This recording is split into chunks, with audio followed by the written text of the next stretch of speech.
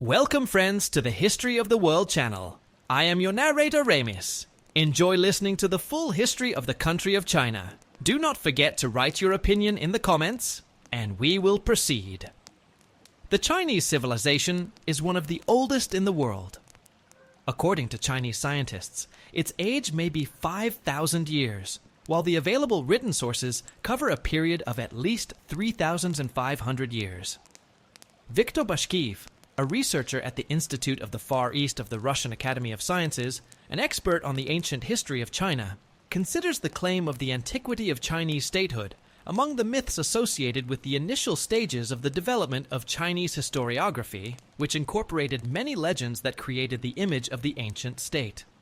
Sergei Dmitriev, a senior researcher at the China Department of the Institute of Oriental Studies of the Russian Academy of Sciences, candidate of historical sciences, claims that this myth originated in Chinese historiography under the influence of the work of the European historian of sinology Martino Martini. The presence of administrative management systems, which were improved by successive dynasties, and the early development of the largest agricultural centers in the Yellow River and Yangtze River basins created advantages for the Chinese state, whose economy was based on developed agriculture compared with its nomadic and mountainous neighbors. The introduction of Confucianism as a state ideology, 1st century BC, and a unified writing system further strengthened Chinese civilization. It should be understood that the study of such a time span is associated with a strong asymmetry in the number of sources of historical information, while the relative unity of Chinese civilization led to the fact that the late epic actively correlates itself with its predecessors, interprets traditions. To facilitate an objective perception of the entire length of Chinese history, the following division is used based on traditional Han historiography. Pre-imperial China, Xia, Shang, Zhou, before 221 BC. Imperial China, Qin, Qing, New China, 1911, present.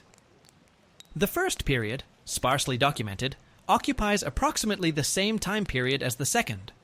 The second period, in turn, is sometimes divided into the early, to the end of Tang, and the late, to the end of Qing.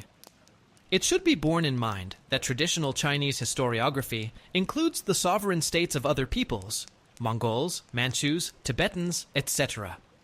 In the chronicle dynastic history of China proper, ignoring their own historical traditions and considering their states as parts of China.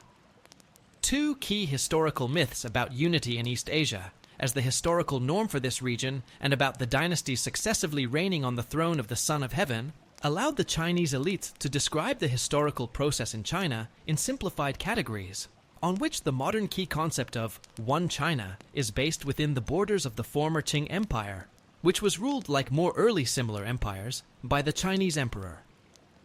A special analysis led to the conclusion that there was no succession of dynasties ruling the same unified China, but there were various states in some regions of East Asia, some of which were named by later historiographers as the empire ruled by the Son of Heaven.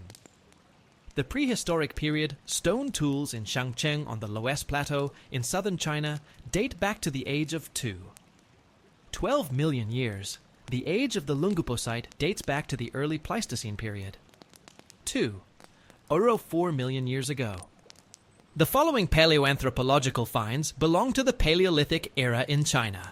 Sinanthropus from Zhoukoudian, Yuanmumon, Lantian man, Nanjing man, Homo erectus hexenensis from Longtang, Ankou province, Gexiang district, aged 415,000 years.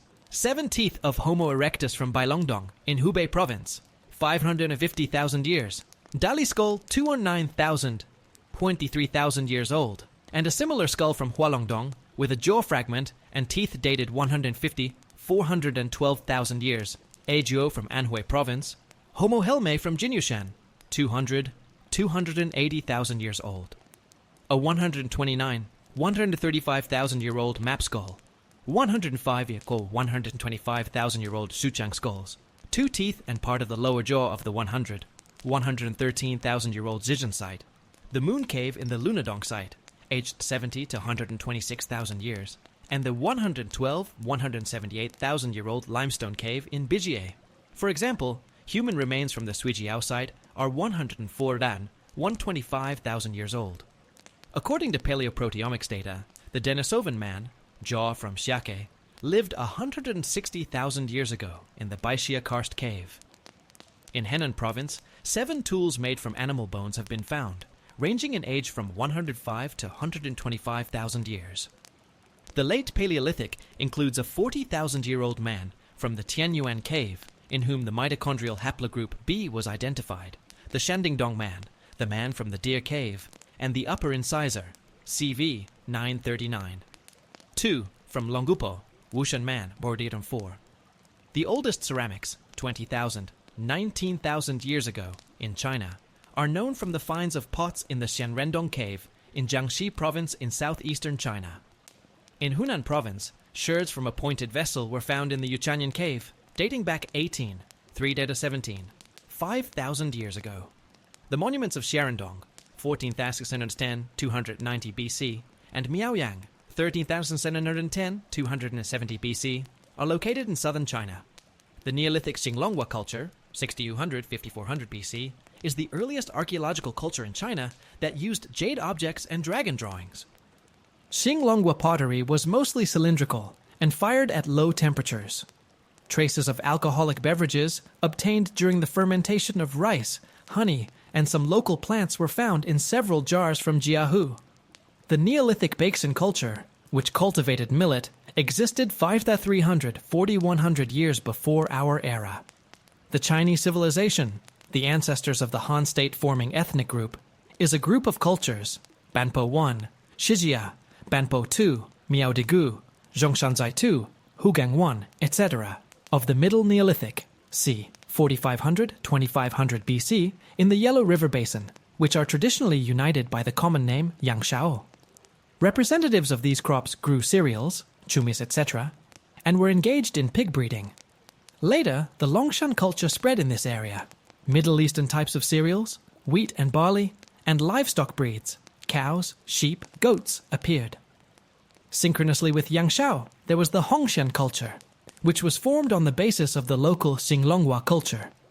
Representatives of the Hongshan culture have identified the Y chromosome haplogroups N1, Ochis X Nim1A, N1C, C, and O3A, O3A3. The state of Shangyin, from the 17th to the 11th centuries BC. The state of Shangyin, Shangyin. Shang dynasty, Chinese Yupar Shang, Pinyin Shang, which arose at the end of the 17th century BC, in the middle reaches of the Yellow River in the village of Anyang, was the first state formation of the Bronze Age in China, the existence of which is supported by reports from archaeological, narrative, and epigraphic sources. According to modern concepts, he had predecessors in various areas of the Yangtze River Basin, Wucheng and others, and in the basin of the Yellow River Erlitu, Erligan. In the era of the Shang state, 1600 to 1027 BC, the technology of making bronze appeared in China in a ready-made form. The appearance of bronze metallurgy and chariots in China served as the basis for hypotheses of the Indo-European origin of the dynasty. However, a number of works speak only about the adoption of technology from neighbors and the autochthonous culture of Shangyin. As a result of wars with neighboring peoples, by the 11th century BC, the influence of the Shan rulers spread to the territories of the modern provinces of Henan and Shanxi, as well as part of the territories of the provinces of Shanxi and Hebei. At that time, there was a lunar calendar and writing was used, the prototype of modern Chinese hieroglyphic writing. The most important source of the Shangyin era are fortune-telling inscriptions on specially treated sheep shoulder blades and turtle shells. In total, more than 150,000 such inscriptions were discovered. Pray for. The Yin people were significantly superior to the surrounding peoples from a military point of view. They had a professional army using bronze weapons, bows, spears, and war chariots. The Yin practiced human sacrifice, most often sacrificing captives. In the 11th century BC, the Shang state was conquered by a coalition of peoples led by the ruler of the early state formation, Zhou Wuwang. The state of Zhou, from 11th to 3rd centuries BC.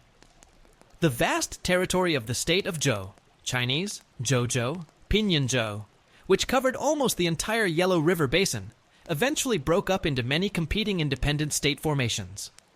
Initially, hereditary fiefdoms in territories inhabited by various tribes and located at a distance from the capitals, Zhongzhou, western, near Xi'an, and Chengzhou, east Loi, Luoyang. These estates were given to the relatives and associates of the supreme ruler, usually Zhous. In the internecine struggle, the number of the original fiefs gradually decreased, and the fiefs themselves strengthened and became more independent. The population of Zhou was heterogeneous, with the largest and most developed part of it being the Yins.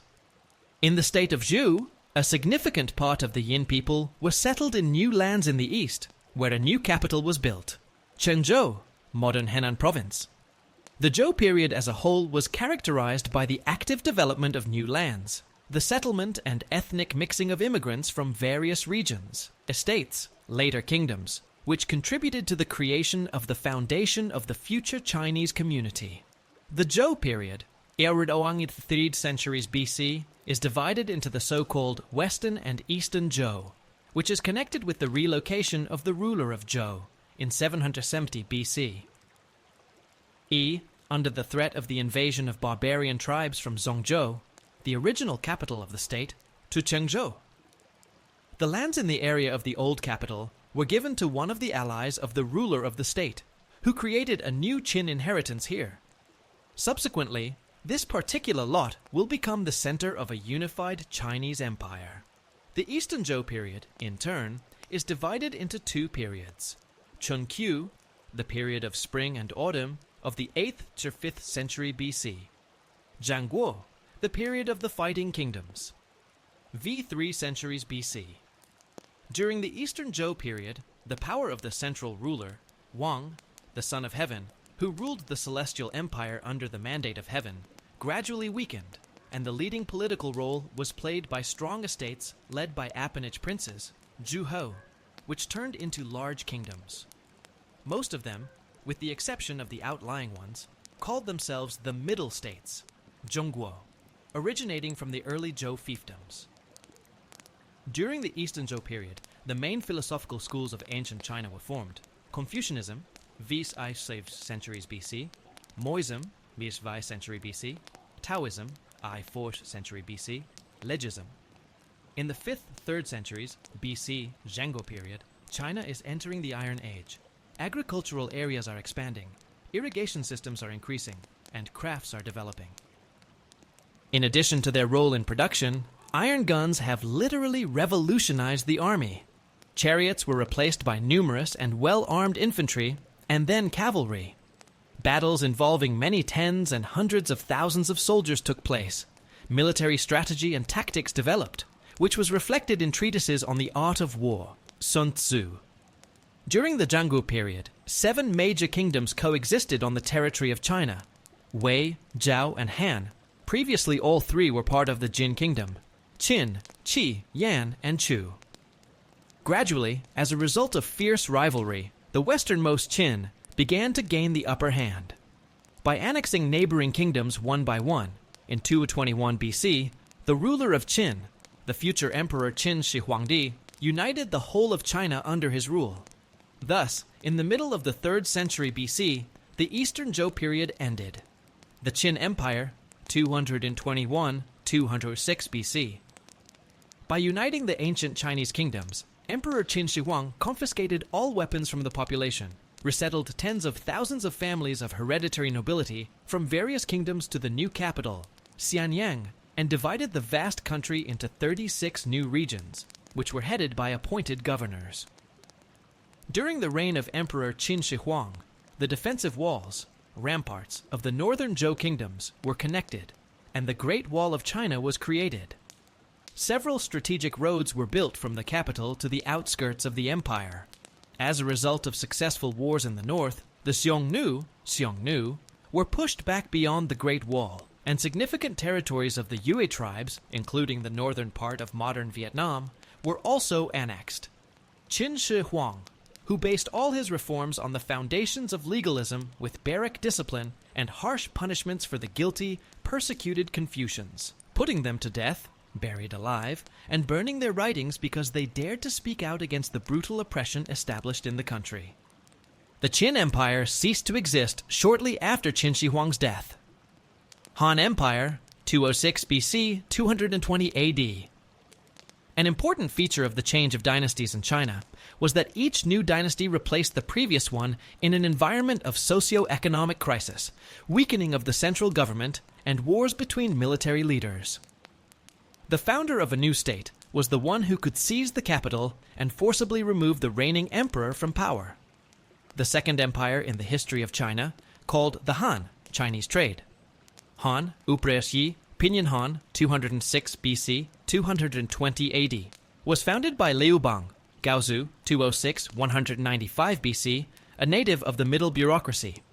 Yi Ilan's, one of the military leaders of the revived kingdom of Chu, who fought against Qin after the death of Emperor Qin Shi Huang in 210 BC. At that time, China was experiencing an economic and social crisis caused by the loss of control and wars between the military leaders of the Qin armies and the elites of the previously abolished kingdoms, who were trying to restore their statehood. Due to migrations and wars, the rural population in the main agricultural areas has significantly decreased. With the reign of Gaozu, a new period of Chinese history begins, which was called the Western Han, since the capital of the Chang'an Empire was located in the west, in the former kingdom of Qin. Vast territories in the east and south were given to the hereditary management of Liu Bang's associates and relatives, and his successors had to gradually split up and weaken these specific formations. Wen Di, 180-157 BCE Hanbes, finally abandoned the Legis legacy and pursued his own policies, which included tax cuts for peasants, mitigation of punishments, renunciation of wars of conquest and prestigious expenses, financial assistance to the elderly and widows, and permission to freely criticize and even scold the emperor.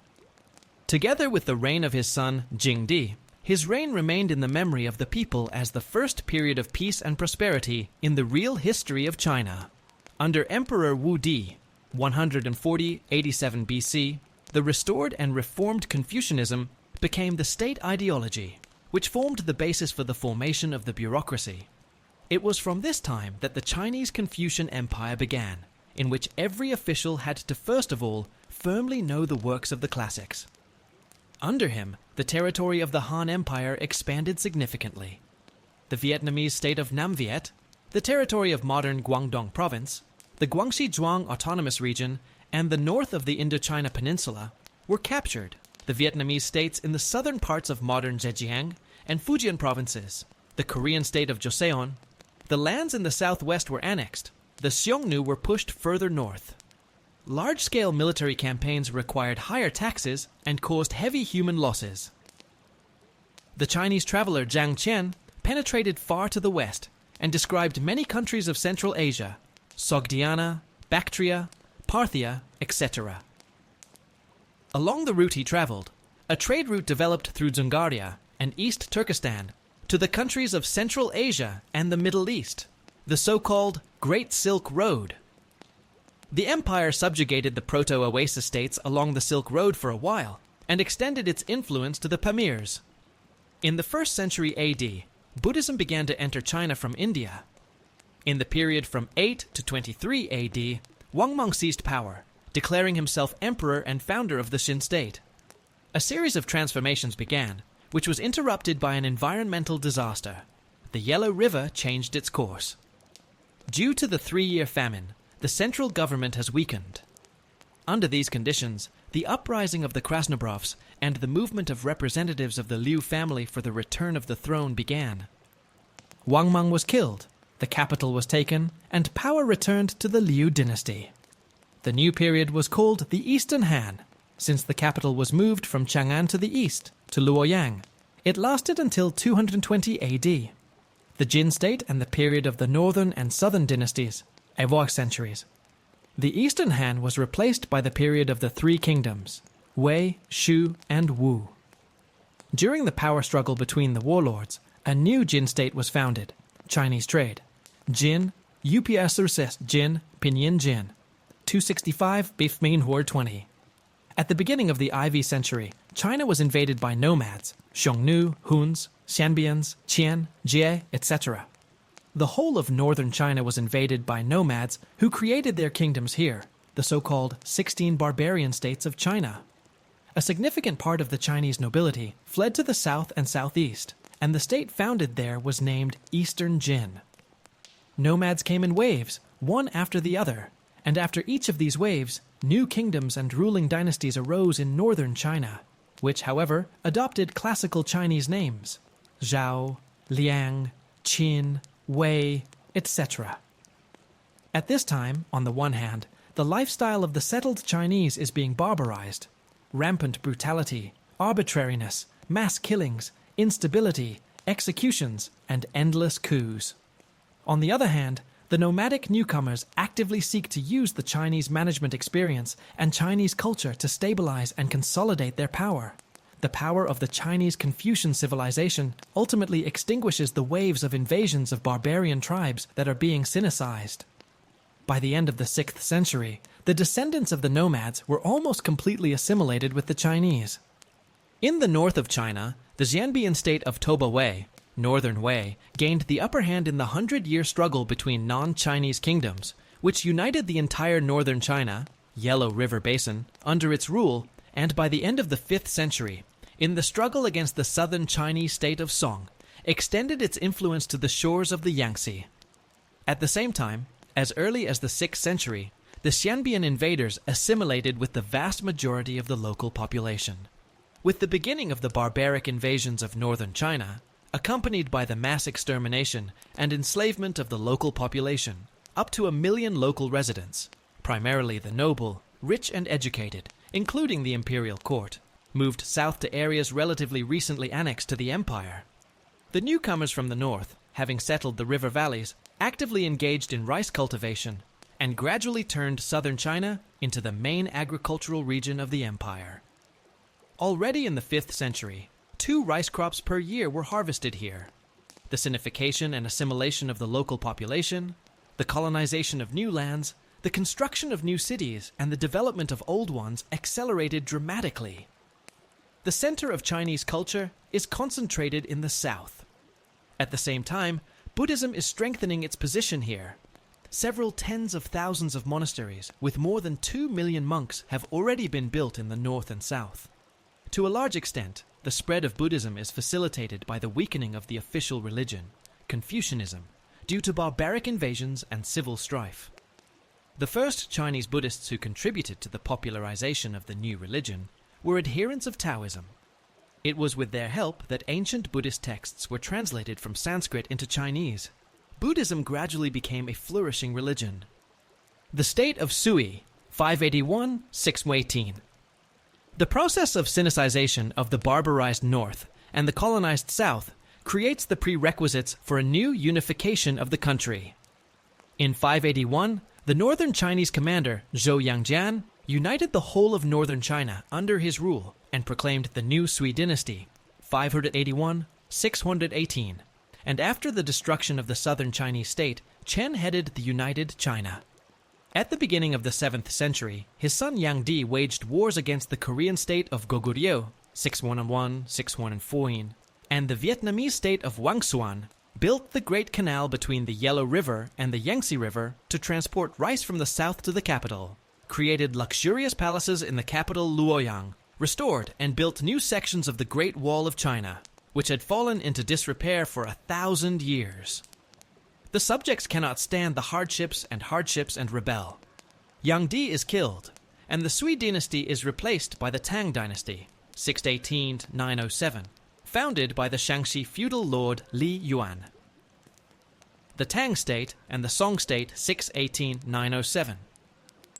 The rulers of the Li dynasty put an end to the speeches of the nobility and carried out a number of successful transformations. The country is being divided into 10 provinces. The allotment system has been restored. Administrative legislation has been improved. The vertical of power has been strengthened. Trade and urban life have revived. The size of many cities and the urban population have increased significantly. By the end of the 7th century, the increased military power of the Tang Empire led to the expansion of China's territory at the expense of the Eastern Turkic and Western Turkic Khaganate. The states located in Dzungaria and East Turkestan became tributaries of China for a while. The Korean state of Goguryeo is conquered, and becomes the Andong Governorate of China. The Great Silk Road has been reopened. In the 8th to 10th centuries, new agricultural crops became widespread in China, in particular tea and cotton. Maritime trade is developing, mainly through Guangzhou, Canton, with India and Iran, the Arab Caliphate, the Korean state of Silla and Japan. In the 8th century, the Tang Empire was weakened by conflicts between the central government and military governors on the periphery. The reign of the Li dynasty is finally undermined by Huangchao's war for the throne, 874-901. The states of Song, Liao, and Jin, 907-1270. The 5 dynasties and 10 kingdoms, Chinese 90, 907-79, is an era of political upheaval in China, where for a long time it has not been possible to restore unified state power in the country, which is associated with internecine wars, especially in the north of the country. In 960, the military commander Zhao Kuan-yin founded the Song dynasty, Chinese, Song, Pinyin Song, No, 960 Haohe, 1279. All 3 centuries of the Song passed under the sign of successful pressure on inner China from the northern steppe peoples. As early as the beginning of the 10th century, the development and consolidation of the Proto-Mongol ethnic community of the Khitans, which bordered China in the northeast, intensified. The Khitan state, founded in 916 and existed until 1125, was named Liao. Actively fortifying themselves on the northern borders, the Khitan tore off part of the Chinese territories, part of the modern provinces of Hebei and Shaanxi. The foundations of governance in the state of Liao were created by the Chinese and Koreans. Writing was created on the basis of Chinese characters, and Chinese writing elements, cities, crafts, and trade developed. Unable to cope with its neighbors and regain its lost territories, the Sun Empire was forced to sign a peace treaty in 1004 and agree to pay tribute. In 1042, the tribute was increased, and in 1075, the Sun Empire gave the Khitans another part of its territory. At the same time, on the northwestern outskirts of the Sun Empire, west of the Khitan, at the turn of the 10th-11th centuries, a strong Tangut state, the Western Xia, was emerging. The Tanguts tore away part of the modern Shanxi province from China, the entire territory of the modern Gansu province and the Ningxia Hui autonomous region. Since 1047, the Sun Empire had to pay tribute to the Tanguts in silver and silk. Despite the forced territorial concessions to its neighbors, the Song period is considered the era of China's economic and cultural heyday. The number of cities is growing, the urban population continues to grow, and Chinese artisans are reaching heights in the manufacture of porcelain, silk, lacquer, wood, ivory, etc. Gunpowder and a compass have been invented, book printing is spreading, new high-yielding grain varieties are being introduced, and cotton crops are increasing. One of the most impressive and effective of these innovations was the conscious, systematic, and well-organized introduction and distribution of new varieties of precocious rice from South Vietnam, Champa. In the 12th century, China had to give up even more territory to new invaders, the South Manchurian Jurchens, who created, on the basis of the Khitan Liao Empire they destroyed in 1125, the Jin state, later the Empire, 1115-1234, whose borders ran along the Huaihe River. At the same time, part of the defeated Khitans went west to Central Asia, where a small Karakitai state, the Western Liao, 1124-1211, was formed in the area of the Talas and Chu rivers. In 1127, the Jurchens captured the capital of the Song Empire, Kaifeng, and captured the imperial family. One of the emperor's sons fled south to Hangzhou, which later became the capital of the new South Hong Empire, 1127-1280. The advance of the Jurchen army to the south is held back only by the Yangtze River. The border between Jin and the southern Song Empire is established along the Yellow and Yangtze rivers. Northern China is once again under the domination of foreign conquerors for a long time. In 1141, a peace treaty was signed, according to which the Song Empire recognizes itself as a vassal of the Jin Empire and undertakes to pay tribute to it. Mongols and the Yuan state, 1271-1368. At the beginning of the 13th century, the Mongols invaded China. Until the 13th century, the Mongols were part of a large steppe community, which the Chinese called Tatars. Their predecessors, The Proto-Mongol and early Mongol groups and peoples, one of which was the Khitan, were steppe nomads who raised horses and cattle, wandered from pasture to pasture, and organized into small tribal groups connected by common origin, language, culture, etc. The proximity to the advanced Chinese civilization helped accelerate the process of creating tribes, and then powerful tribal alliances led by influential leaders. In 1206, Temujin, who had won the fierce internecine struggle and assumed the name and title of Genghis Khan, was proclaimed the leader of all the Mongols at the All-Mongol Kurultai. Genghis Khan created an organized and efficient army, which became a decisive factor in the subsequent successes of the relatively small Mongolian ethnic group. Having conquered the neighboring peoples of southern Siberia, Genghis Khan went to war against the Jurchens in 1210 and took Beijing in 1215. In 1219 to 1221, Central Asia was ravaged and the Khwarezmsha state was conquered. In 1223, the Russian princes were defeated, and in 1226, 1227, the Tangut state was destroyed. In 1231, the main forces of the Mongols returned to northern China, and by 1234, had completed the defeat of the Jurchen state of Jin. The conquests in southern China were continued already in the 1250s, after the march to Europe. Initially, the Mongols captured the countries surrounding the South Sun Empire, the Dali state, 1252-1253, Tibet, 1253. In 1258, Mongol troops led by Kublai Khan invaded southern China from various sides, but the unexpected death of the great Möngke Khan, 1259, prevented the implementation of their plans. Khan Kublai, having seized the Khan's throne, moved the capital from Karakoram to the territory of China in 1260, first to Kaiping, and in 1264 to Zhongdu, modern Beijing. The Mongols managed to capture the capital of the South Sung state of Hangzhou only in 1276. By 1280, all of China had been conquered, and the Sung Empire was destroyed. After the conquest of China, Kublai Khan proclaimed the motto of the Yuan rule, Chinese Yuan Yuan, Pinyin Yuan Chao, 1271 from 1368. Khitans, Jurchens, Turks, and even Europeans were attracted to the service of the new government. In particular, at that time, the Venetian merchant Marco Polo visited China. The lot of Kublai and his descendants, the great Khans of Mongolia, the great Yuan state, Mongorspi, their Yuan Yuels, became part of the Great Mongol Empire, Mongorspeak, their Mongol Yuels. During this period, China was not a sovereign state and was an integral part of the Mongol Empire. On September 25, 1303, one of the deadliest earthquakes in the history of the Earth occurred in the territory of present-day Shanxi province. More than 270,000 people died. 37. The severe economic, political, and national oppression imposed by the Mongol feudal lords held back the development of the country. Many Chinese were enslaved. Agriculture and trade were disrupted. The necessary work was not carried out to maintain irrigation facilities, dams and canals, which led to a terrible flood in 1334 and the death of several 100,000 people. The Great Chinese Canal was abandoned during the Mongol rule.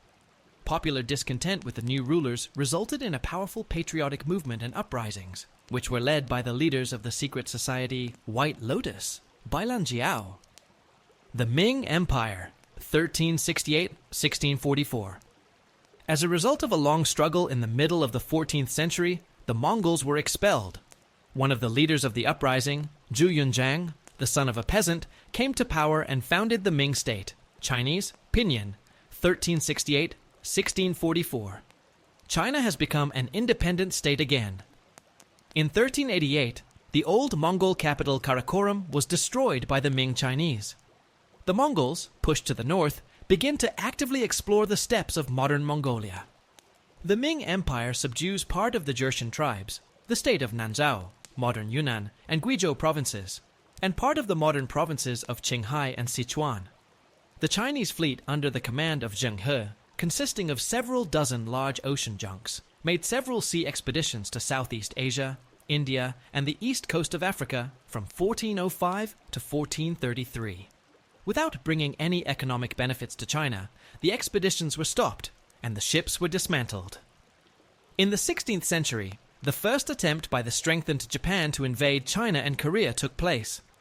At the same time, Europeans were entering China: the Portuguese, the Spaniards, and the Dutch. In 1557, Portugal acquired the Chinese territory of Macau as a lease. Christian Jesuit missionaries are also appearing in China. They brought new tools and mechanisms to China: watches, astronomical instruments, and established the production of firearms here. At the same time, they are engaged in a thorough study of China. The Qing Empire, 1645–1911. By the end of the 16th century, the northern neighbors of the Ming Empire, descendants of the Jurchen tribes defeated by Genghis Khan, united around the Manchukuo domain under the leadership of leader Nurhaci, 1559–1626.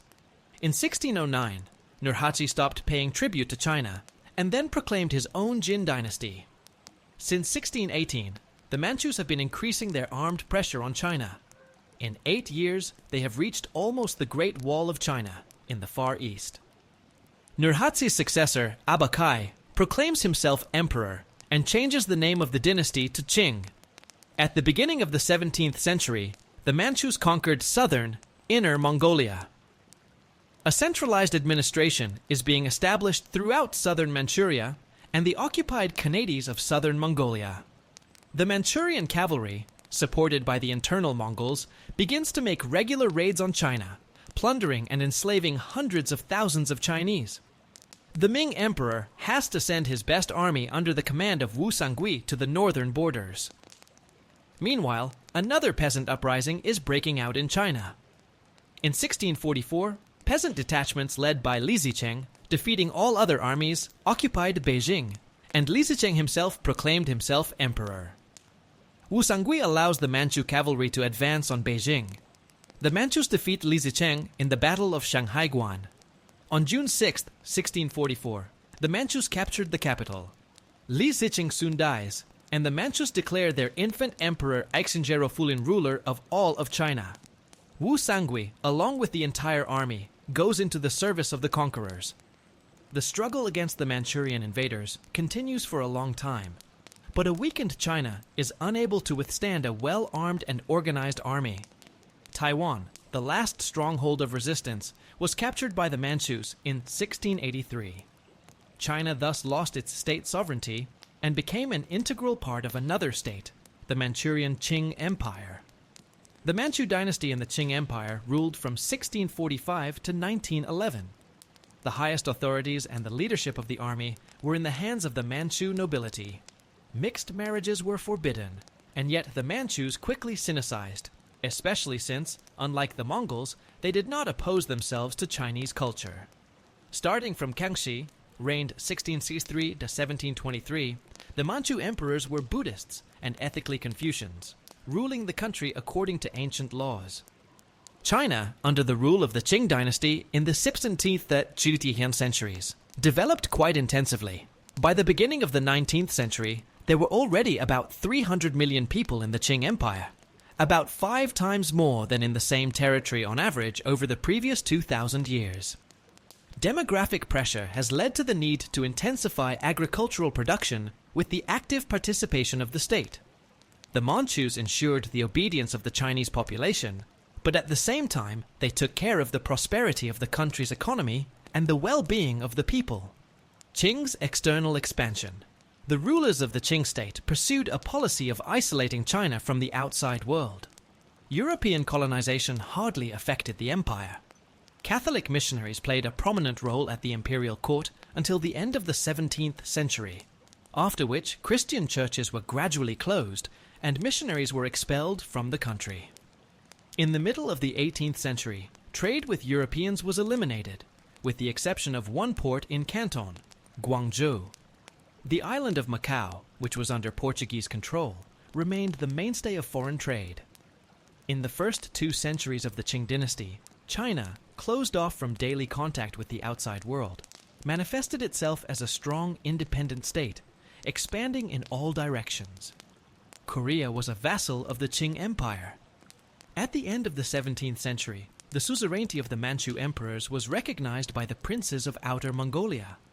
In 1757, the Dzungarian Khanate was destroyed, and its territory, along with East Turkestan, which had been conquered by 1760, was incorporated into the Qing Empire under the name Xinjiang, New Border. After a series of campaigns by the Manchurian Chinese army against Tibet, this state became dependent on the Qing Empire at the end of the 18th century.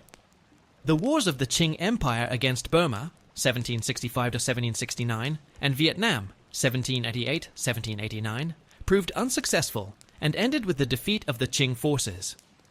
At the same time, expansion to the north and northeast was carried out, which inevitably led to a conflict with Russia in the Amur region. Within 2 centuries, the territory of the Qing Empire had more than doubled. It is important to note that the Qing Empire was not China. The latter was only one of its parts. In the Qing Empire, any official representatives of foreign states were treated exclusively as representatives of vassal states, real or potential. The Qing Empire and Russia. The first steps towards establishing Russian-Chinese relations were taken by Russia at the end of the Ming Empire, by Petlin's mission in 1618 to 1619. But the main missions, Fyodor Bykov in 1654 to 1657, Nikolai Spafari in 1675 to 1678, etc., followed already in the Qing period. Russians were advancing eastward in parallel with the missions. The campaigns of the pioneers Vasily Poyarkov, 1643 to 1646, and Yerofey Khabarov, 1640 to 1653, marked the beginning of the development of the Amur region by the Russian people and led to its annexation to Russia, while the Manchus considered these areas their patrimony. In the middle of the 17th century, Russian fortresses, Albazinsky, Kumarsky, etc., peasant settlements, and arable land already existed on both banks of the Amur River. In 1656, the Dorian, later Albaza voivodeship was formed, which included the valley of the upper and middle Amur on both banks. Although the Qing Empire's border then passed just north of the Liaodong Peninsula, Willow Palisade. In the 1650s, and later, the Qing Empire tried to militarily seize Russian possessions in the Amur Basin and prevent local tribes from accepting Russian citizenship. The Manchurian army ousted the Cossacks from the Albazin fortress for some time. Following the missions of Fyodor Bykov and Nikolai Spafari, in 1686, Russia sent an authorized embassy of Fyodor Golovin to the border authorities on Amur for a peaceful settlement of the conflict. The negotiations were conducted surrounded by thousands of Manchurian army. On the Manchurian side, Jesuit missionaries participated in the negotiations, who opposed China's agreement with Russia, which further complicated the situation. The Qing Empire refused to define the Russian-Manchurian border along the Amur River, demanding the entire Albaza voivodeship, all of Transbaikalia, and subsequently all the lands east of the Lena. Threatening to seize Nerchinsk by storm, the Qing representatives forced Golovin to agree to the withdrawal of Russians from the upper and middle Amur. According to the Treaty of Nerchinsk in 1689, Russia was forced to cede its possessions along the right bank of the Argun River and parts of the left and right banks of the Amur River to the Qing Empire. The Cossacks were obliged to destroy and leave Albazin. Due to discrepancies in the texts of the treaty drawn up by each of the parties, however, a large territory turned out to be undivided and actually turned into a buffer zone between the two states. The demarcation between Russia and Manchuria within this zone ended in the 19th century. The border of Russia with the Qing Empire in the Far East was finally determined by the Aigun, 1858, and Beijing, 1860 treaties. It passed along the Amur and Ussuri rivers through Lake Kanka and mountain ranges to the Tumanjiang River. The Russian-Qing territorial demarcation in Central Asia was completed by the mid-1890s. Opium Wars. By the end of the 18th century, the Qing Empire's trade with the outside world began to expand again. Chinese silk, porcelain, tea, and other goods were in great demand in Europe, but the Chinese refused to buy anything from the Europeans, so they had to pay in silver for Chinese goods. Then the British began importing opium into China, mostly by smuggling from India, and soon introduced the local population to opium smoking, especially in the coastal areas. Opium imports were constantly increasing and became a real disaster for the country, which led to a series of opium wars in the middle of the 19th century. The defeat in these wars led to the gradual transformation of China into a de facto semi-colony of European powers. The result of the First Opium War was the victory of Great Britain, secured by the Nanjing Treaty of August 29, 1842. The payment of an indemnity of 15,000 silver liang, 21,000, by the Qing Empire, the transfer of Hong Kong Island to Great Britain, and the opening of Chinese ports for British trade, including opium. This was the first of the so-called unequal treaties. However, it took 20 years of persistent negotiations and the Second Opium War, 1856 to 1860, for China to fully accept the demands of the Western powers. They included opening of foreign diplomatic missions in China, the opening of specially designated ports for foreigners to live and trade, including Canton, Amoy, Fuzhou, Ningbo, and Shanghai, as well as the full separation of Hong Kong. Establishment of special settlements in these ports under the control of a foreign administration. The extraterritoriality of citizens of Western powers in China. Freedom of navigation of foreign vessels in Chinese territorial waters. The participation of foreign powers in the regulation of Chinese customs tariffs. The activities of customs offices under the supervision of customs administrations with foreign personnel in the Chinese service. Access of Christian missionaries to the hinterlands of China. The Taiping Rebellion. The Taiping Rebellion, which began in 1851, jeopardized the very existence of the Qing dynasty. The leader of the uprising was the Christian Hong Xiuquan. The main purpose of the uprising was to overthrow the Manchu dynasty, presumably to establish their own, expel foreign colonialists, and, almost utopian, create the Taiping Heavenly Kingdom, where everyone is equal to each other. During the culmination of the uprising, they almost succeeded. The Taiping Rebellion swept through the southern regions of China, and the population of the Taiping Kingdom numbered, according to various estimates, from 25 to 30 million people. The Taiping Rebellion sparked a series of local uprisings in other parts of the Qing Empire, which fought against the Manchu authorities, often proclaiming their own states. Foreign countries also got involved in the war. The situation in the country then became catastrophic. The Taiping occupied major cities, Nanjing and Wuhan. The Taiping rebels occupied Shanghai, and campaigns were launched against Beijing and other parts of the country. The Taiping were suppressed by the Qing army, with the support of the British and French only in 1864. The war resulted in a huge number of casualties, estimated at 20 to 30 million people. 39. In northern China, the Nianjun Uprising took place in 1852, 1868, which distracted significant government forces, which in the end could not be used to fight the Taiping.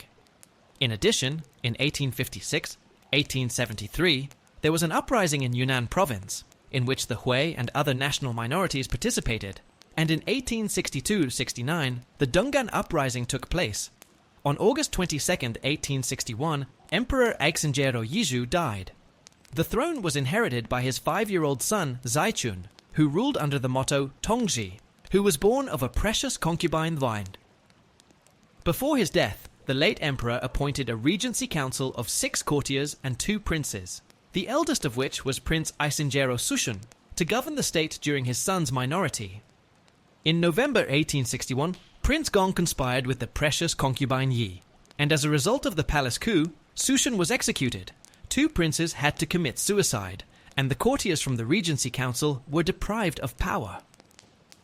The new co-regents were precious concubine Yi, who changed her title to Empress Dowager Cixi, and Empress Dowager Qian, and Gong was appointed Prince Regent. Western influence and reforms, Gong was the initiator and advocate of the reform course known as the self-empowerment movement. In particular, in 1861, he established and headed the Zhongli Yamen, which became the de facto Qing Ministry of Foreign Affairs, and in 1862 he founded Tongguanguan, where Chinese students studied foreign languages and Western sciences. Publications by Christian missionary communities and translations of Western literature into Chinese have allowed enlightened sections of Chinese society to become familiar with new areas of knowledge. However, the privileges enjoyed by foreigners in China caused discontent among the local population. Riots against foreigners often broke out. The most serious of these was the Tianjin Massacre in 1870. In January 1875, Emperor Zaichun died. Cixi insisted that the 4-year-old Zaitian, the son of Prince Chun and Wanzhen, the sister of Cixi, become emperor. Thus, she consolidated her family with the imperial one and continued to exercise de facto power in the country. On February 25, 1875, Zaitian was declared emperor under the name of Guangxu. In 1876, the first railway from Shanghai to the seaside town of Wuxun appeared in China. In 1883, the Department of Coastal Protection was established, which managed the military fleet on the Yangtze River, and was also responsible for mechanical engineering, modern schools, telegraphy, railways, mining, and other issues. 40. The War with France. After the two Franco-Vietnamese Wars, 1858-1862 and 1883-1884, France controlled South and Central Vietnam. North Vietnam was nominally vassalage to the Qing dynasty. During the Franco-Vietnamese War of 1883-1884, France captured a number of points belonging to the Qing Empire. On May 11th and June 9th, 1884, a convention was signed between France and the Qing Empire, obliging it to withdraw from Vietnam, the troops introduced there in 1882, 1883. China has also promised to recognize any treaties that will be concluded between France and Vietnam. On June 6, 1884, France forced Vietnam to conclude a peace treaty, according to which it established a protectorate over all of Vietnam. But the Qing government refused to recognize the Vietnam-French peace treaty. In June 1884, the Qing troops destroyed the French detachments that had arrived in Vietnam in order to occupy it according to the treaty. The French government used this as a pretext for war. The Franco-Chinese War began. Despite the successes of the Qing troops, the emperor invited France to sit down at the negotiating table. The French-Chinese Treaty of Tianjin was signed on June 9, 1885. Under this treaty, the Qing Empire recognized France as the mistress of Vietnam, paid an indemnity, and granted France a number of trade privileges in the provinces of Yan'an and Guangxi bordering Vietnam. The Japanese-Qing War of 1894-1895. In 1874, Japan captured Formosa, but was forced to leave it at the request of England. Then Japan turned its efforts to Korea, which was in vassalage to the Qing Empire, and Manchuria. In June 1894, at the request of the Korean government, the Qing Empire sent troops to Korea to suppress a peasant uprising. Using this pretext, Japan also sent its troops here, after which it demanded that the Korean king carry out reforms, which actually meant the establishment of Japanese control in Korea. On the night of July 23rd, a government coup was organized in Seoul with the support of Japanese troops. On July 27th, the new government appealed to Japan with a request for the expulsion of Chinese troops from Korea. However, as early as July 25th, the Japanese fleet began military operations against China without declaring war. The official declaration of war did not follow until August 1st, 1894. During the war, the superiority of the Japanese army and navy led to major defeats of China on land and at sea. At Asan, July 1894, at Pyongyang, September 1894, at Juliang, October 1894. On October 24, 1894, military operations moved to the territory of northeastern China. By March 1895, Japanese troops had captured the Liaodong Peninsula, Weihaiwei, and Yingkou, and Mukden was under threat.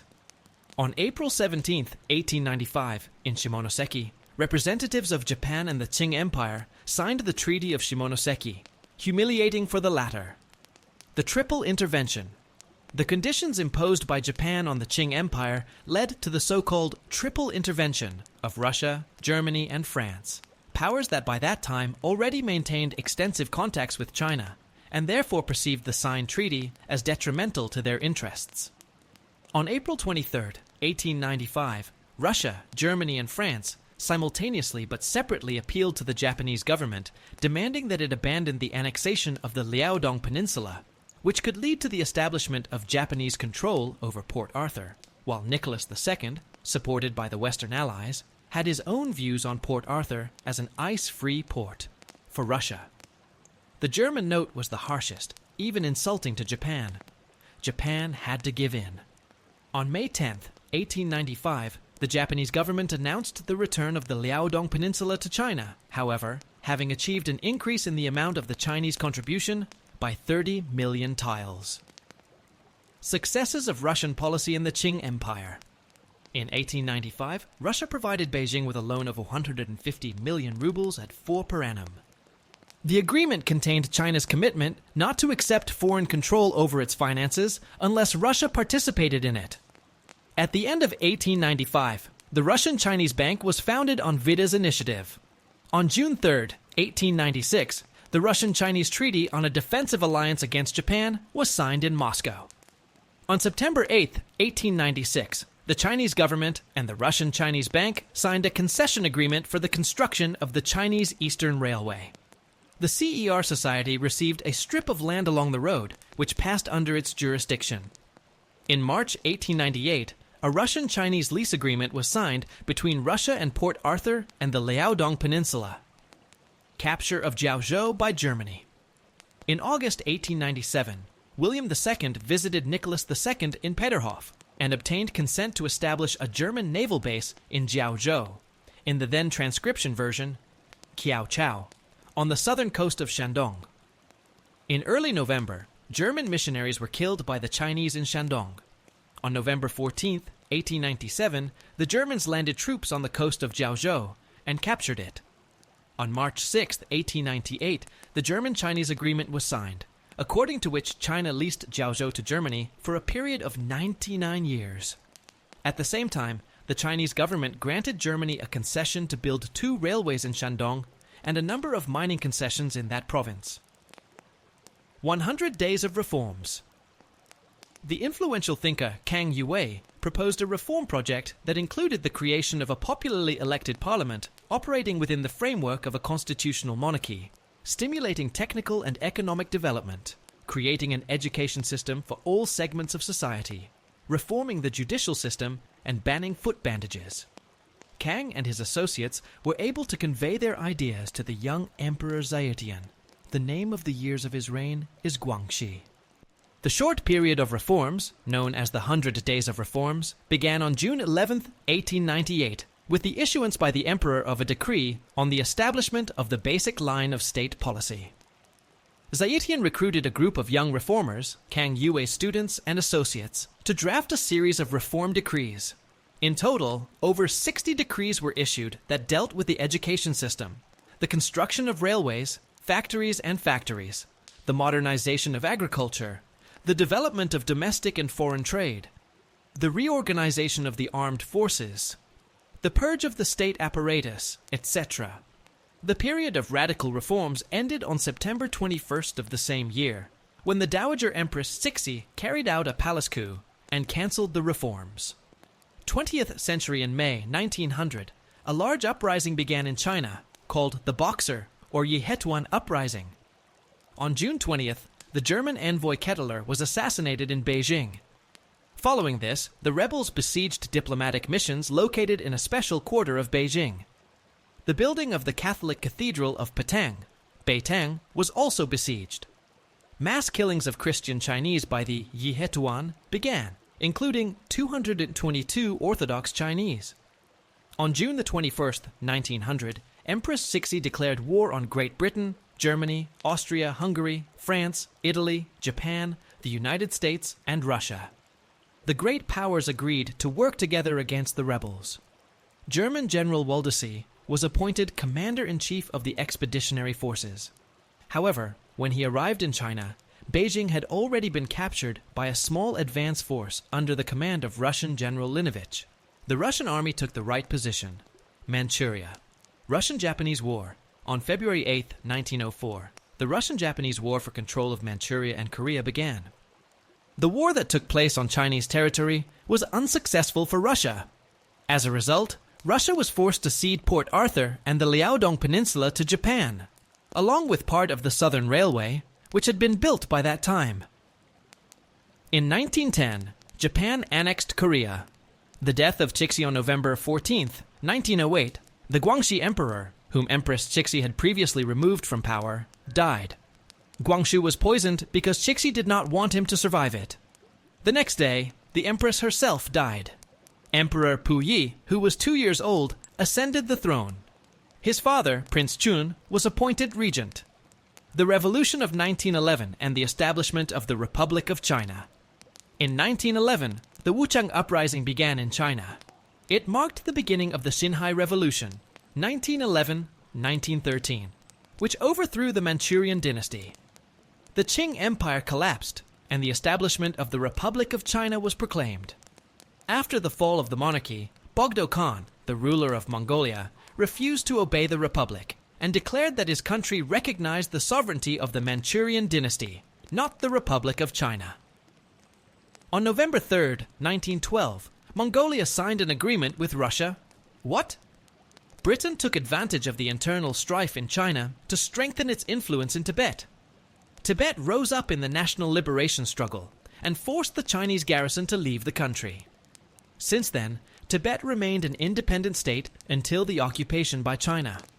Russia agreed to consider Tibet as an English sphere of influence, and Britain recognized Russian interests in an independent, foreign Mongolia. On February 12, 1912, Emperor Puyi abdicated the throne. General Yuan Shikai, the prime minister and commander-in-chief of the army, came to power. He was soon proclaimed President of China. In 1913, the Second Revolution took place under the leadership of Sun Yat-sen. Yuan Shikai suppressed scattered protests in the central and southern provinces. The military dictatorship of Yuan Shikai, the founder of the Beiyang, northern militarist group, is being established in the country. Sun Yat-sen was forced to emigrate abroad. The First World War. After the outbreak of World War I, the Chinese government declared its neutrality and asked the belligerent powers not to transfer military operations to Chinese territory, including Chinese lands leased by the powers.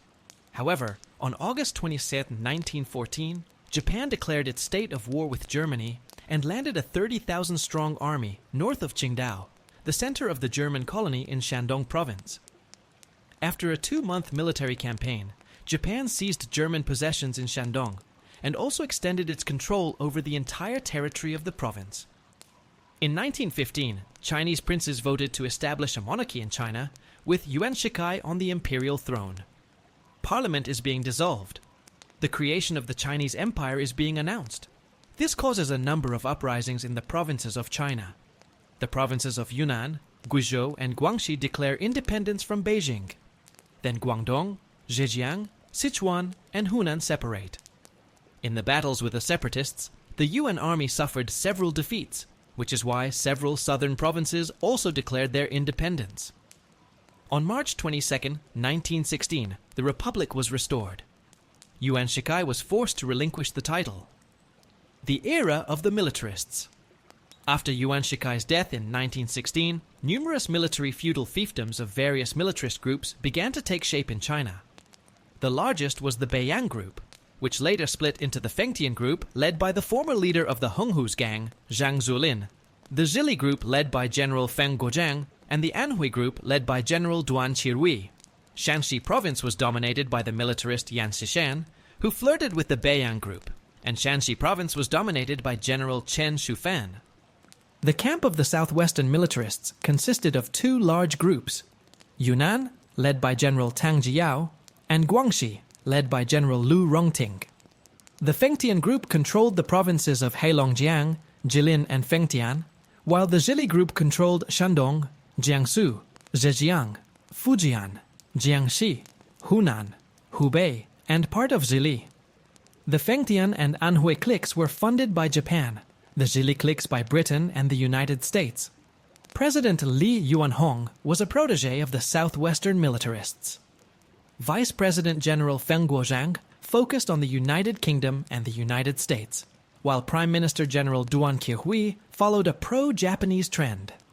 In 1917, Japan began to provide Duan Qirui with large loans, receiving more and more concessions for them, including concessions in Manchuria.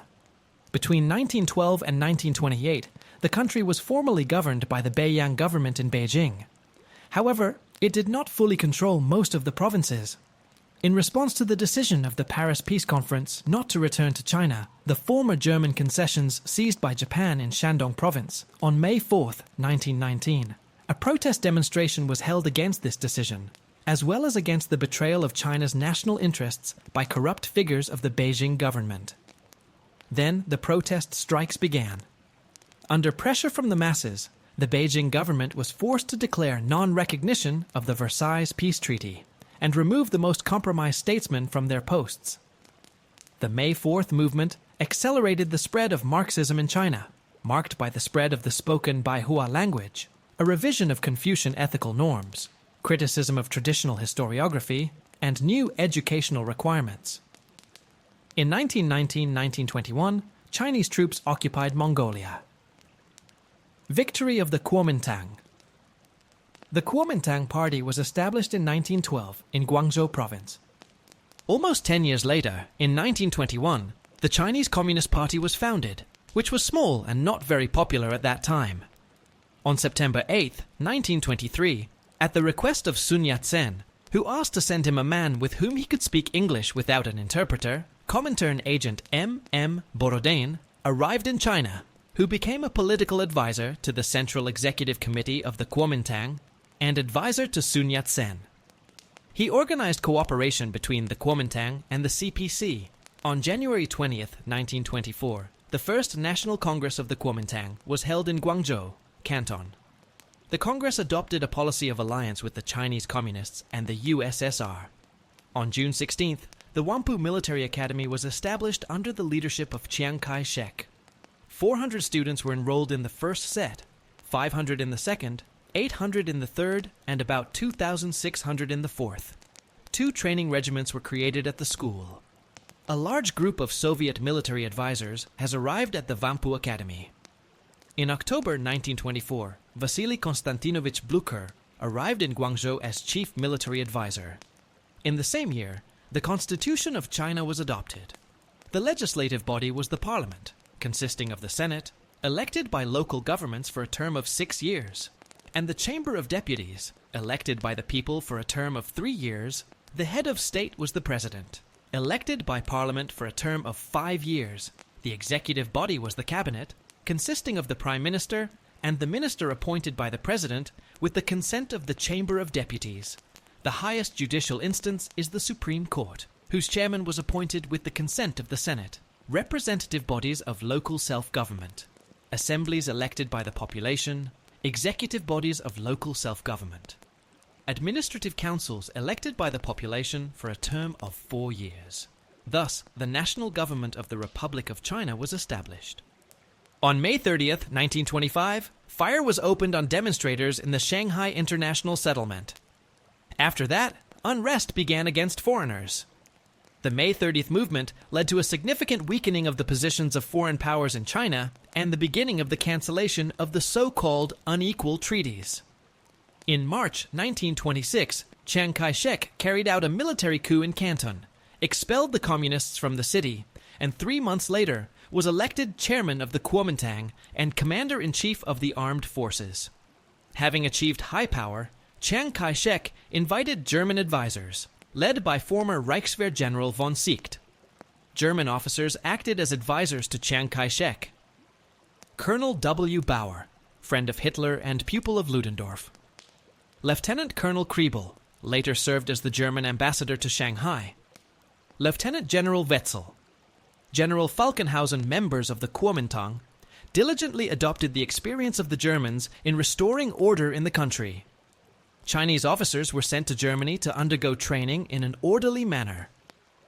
In 1926, the National Revolutionary Army of China, under the command of Chiang Kai-shek, launched the so-called Northern Campaign. During 6 months of continuous fighting, the central regions of China were liberated from the power of local military rulers. In early 1927, Chiang Kai-shek went to the open collapse of the United Front of the Kuomintang and the CPC. His troops began disarming Shanghai detachments and vigilantes, and in April 1927, mass arrests and executions of trade unionists and communists began.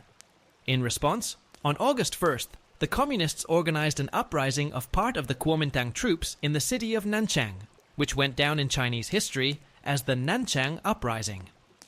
However, after several military operations, by 1927, the Kuomintang troops controlled most of China's territory.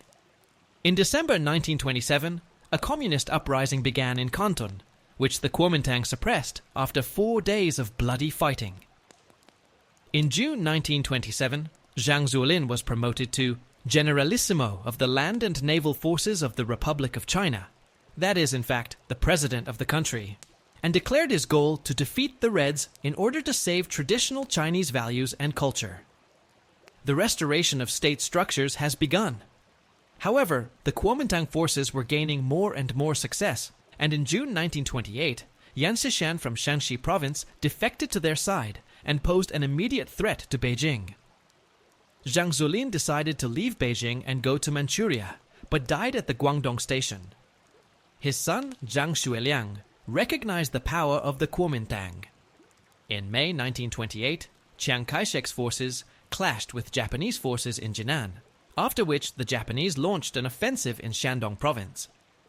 As a result, the Sino-Japanese armistice agreement was signed, according to which Chiang Kai-shek's troops were to be withdrawn from Jinan and the Shandong railway zone.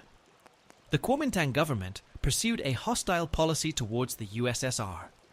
In July 1929, the Chinese authorities seized the China Eastern Railway, CER, which was jointly operated by the USSR and China, and arrested thousands of Soviet citizens.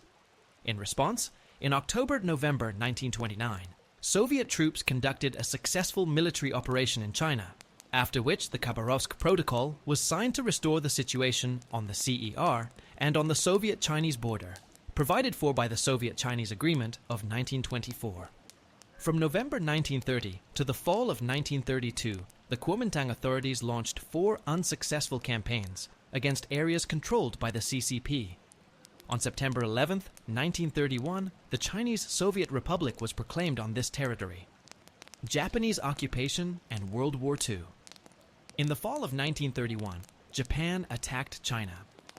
On September 18th, after a series of provocations, the Japanese went on the offensive, occupying the whole of Manchuria in a short time. In March 1932, the state of Manchukuo was proclaimed here, led by Isingero Pui, the last emperor of the Manchurian Qing Empire, who was overthrown during the Xinhai Revolution. Under these difficult conditions, Chiang Kai-shek was forced to fight 3 enemies simultaneously: external Japanese aggression, sporadic uprisings by individual militarists on the ground, and the CCP armed forces, which claimed to seize power in the country.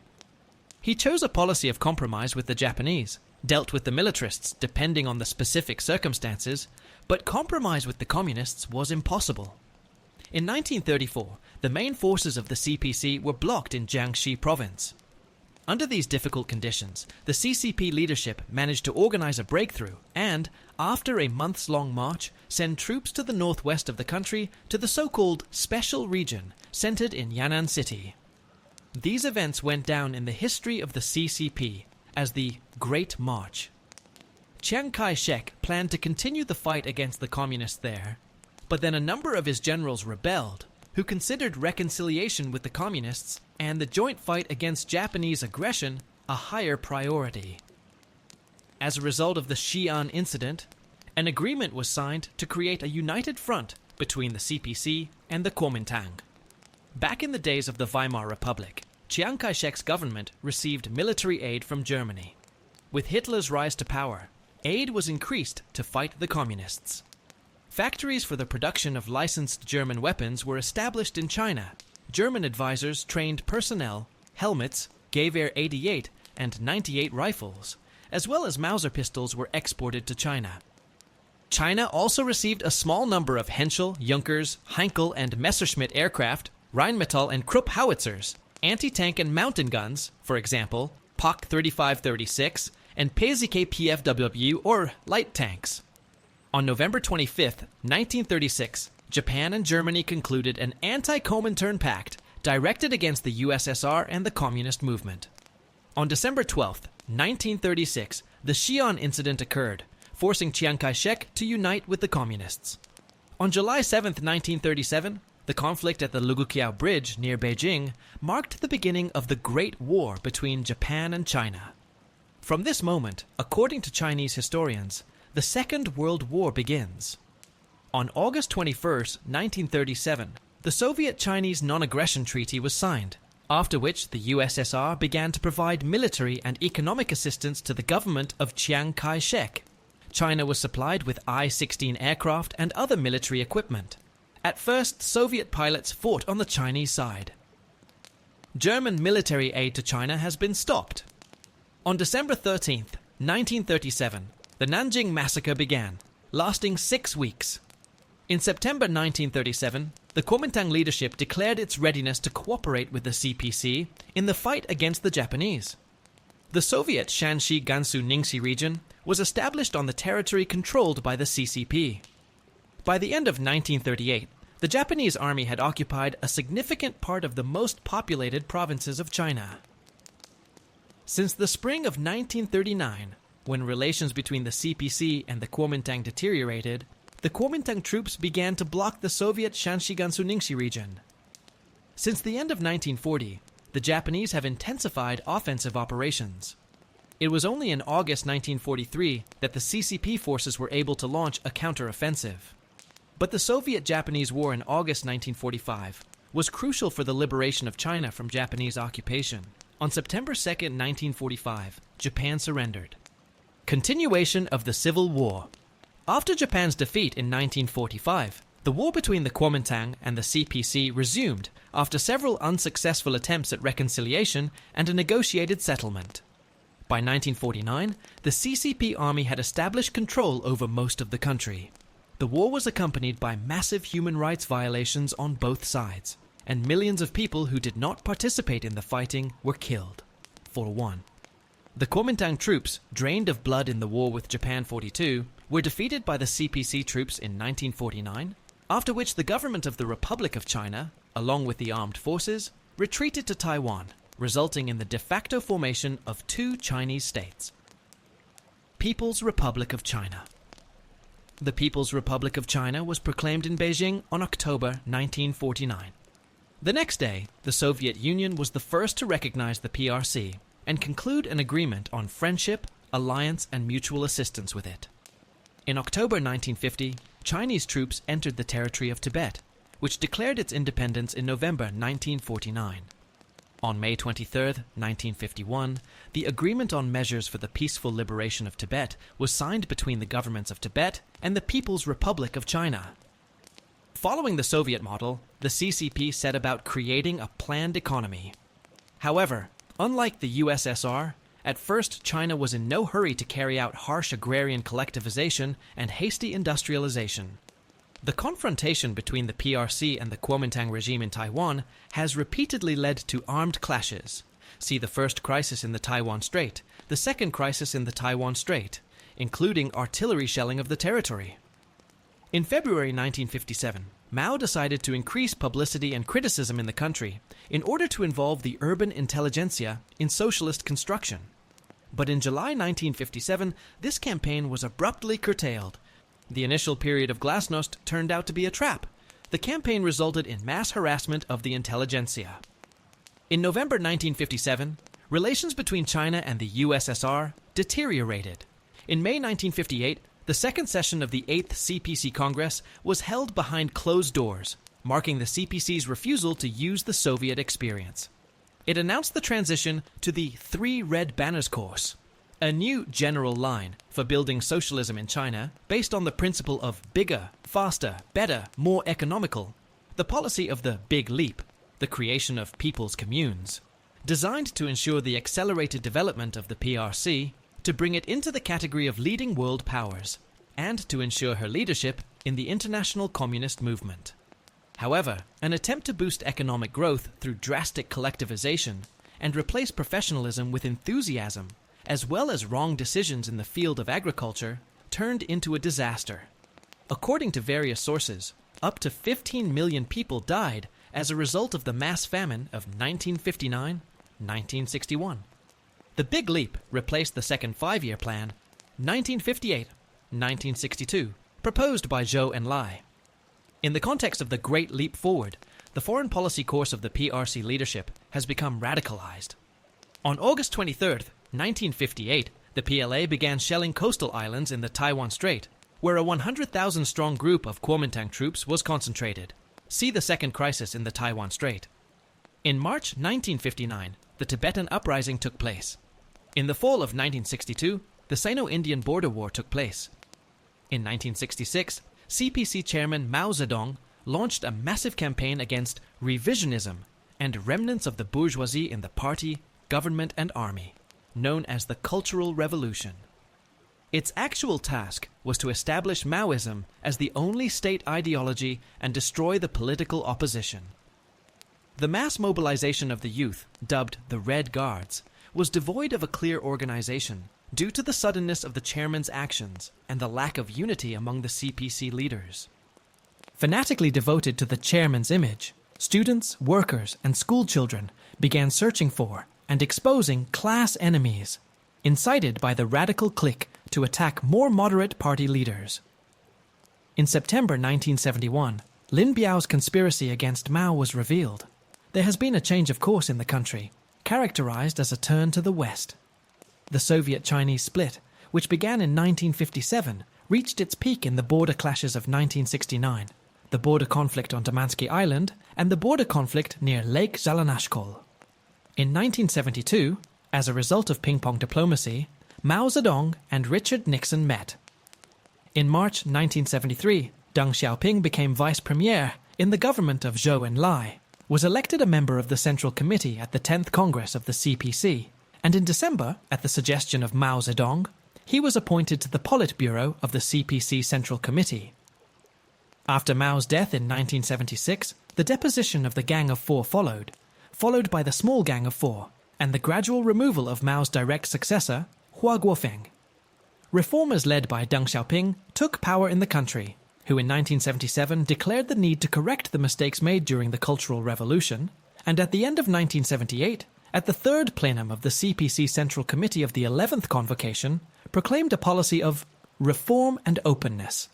In the political sphere, a short-term liberalization took place in 1978-1979, which was called the Beijing Spring.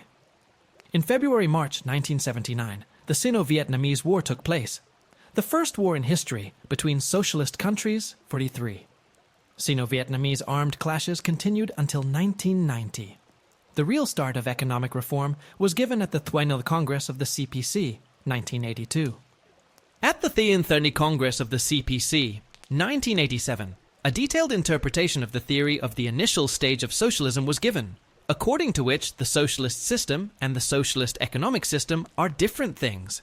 That is, the socialist political regime does not imply unconditional planned centralization of the entire economy, but allows the use of and market mechanisms, especially in the state-enterprise pair.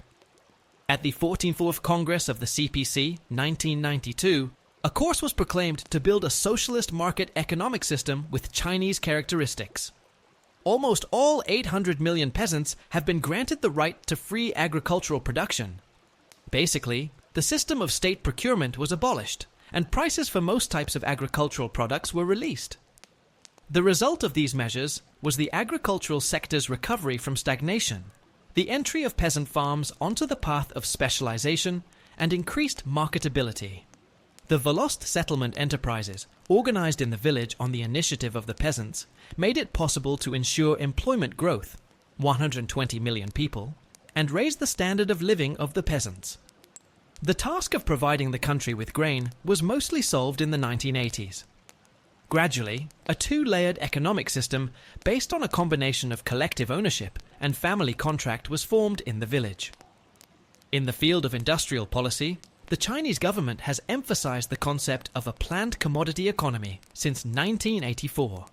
In practice, this meant transferring some of the individual urban enterprises to self-sufficiency. Foreign investments were actively attracted.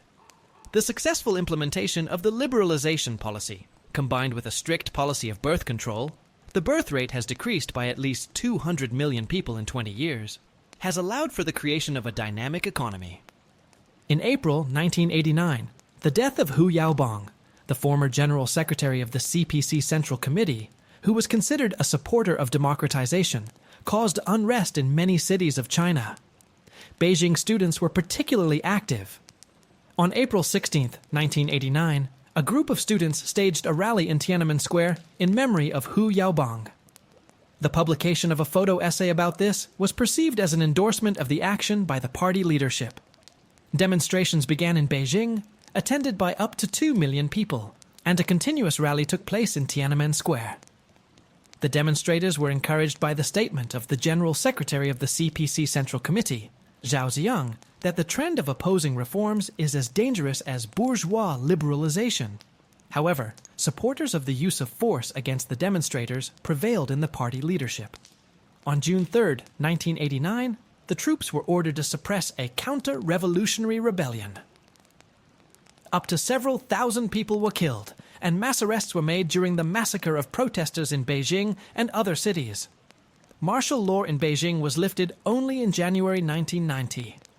The plenum of the CPC Central Committee, convened on June 23, 24, 1989, replaced Zhao Ziyang as General Secretary of the CPC Central Committee with Jiang Zemin. Until his death in 2005, Zhao Ziyang was under house arrest. In 1997, Great Britain returned Hong Kong to China, and in 1999, Portugal returned Macau to China. These territories have received a special status within the PRC. At the beginning of the 21st century, China turned into a global factory, where a number of industries from developed countries in Europe, North America, and Japan were transferred. However, rapid economic growth is largely due to cheap labor, poor safety standards, and poor environmental control. Political strategy. The warlike Xiongnu nomads, clearly of Chinese origin, waged wars with the Han Empire for 147 years. After a long struggle, the Xiongnu leader Huanye surrendered to the Han Emperor and agreed to pay tribute and leave his son as a hostage. This led to the emergence of a special approach to dealing with barbarians, which is still used in China and is the main political strategy. In 199 BC, scholar Liu Jing first described and substantiated a set of practices for dealing with barbarians, which included corruption and indoctrination.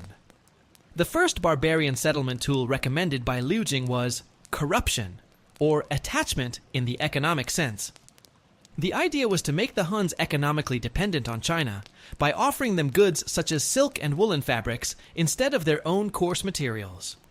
In addition, they offered to supply other goods that surpassed the skills of the nomads, in exchange for services or as a tax to strengthen the Han power.